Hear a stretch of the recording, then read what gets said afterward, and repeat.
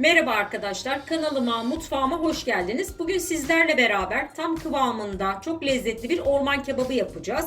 Tarifimize öncelikle etlerimizi haşlayarak başlayacağız. Yemeğimiz için 250 gram kadar dana kuşbaşı kullanacağız. Etlerimizi de şöyle bıçakla biraz ebatlarını küçülttük. Hemen tenceremize alalım. Ocağımızı da açtık. Şimdi etlerimizin üzerine 2 su bardağı ılık suyumuzu ekliyoruz. Ve şöyle yaklaşık 4-5 yemek kaşığı kadar sıvı yağ ekliyoruz. Bu kadar yeterli.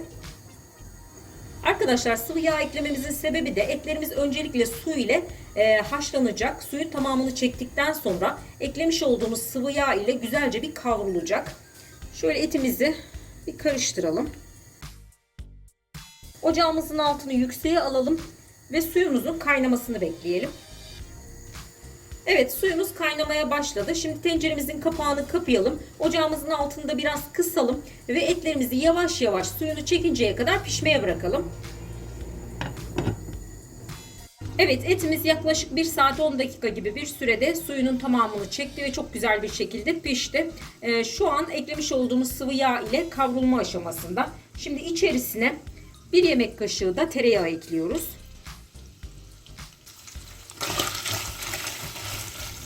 Şöyle bir karıştıralım.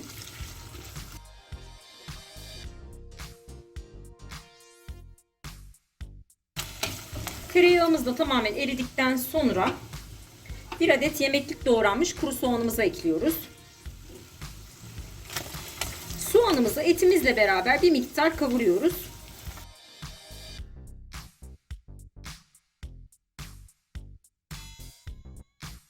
Soğanımız da kavrulduktan sonra şöyle dolu dolu 1 tatlı kaşığı domates salçası ve yine dolu dolu 1 tatlı kaşığı kadar da biber salçası ekliyoruz. Salçamızı da güzelce bir kavuruyoruz.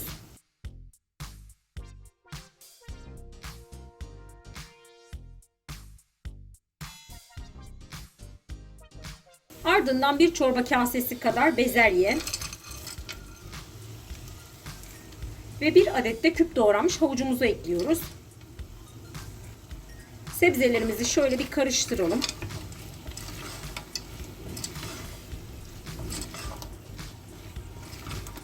Bir iki dakika kadar da bu şekilde döndürelim.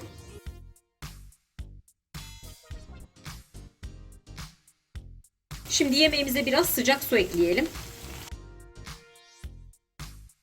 Biraz tuz ve baharat ekleyelim. Tuz miktarını tamamen kendi damak tadınıza göre ayarlayabilirsiniz.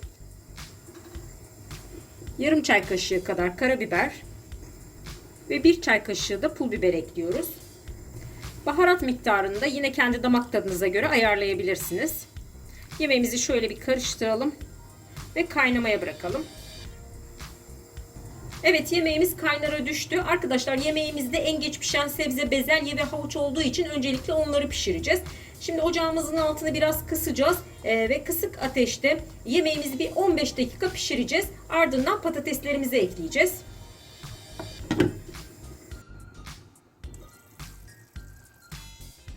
Yemeğimize 1 adet küp doğranmış patatesimizi ekliyoruz. Ve yemeğimizi pişirmeye devam ediyoruz.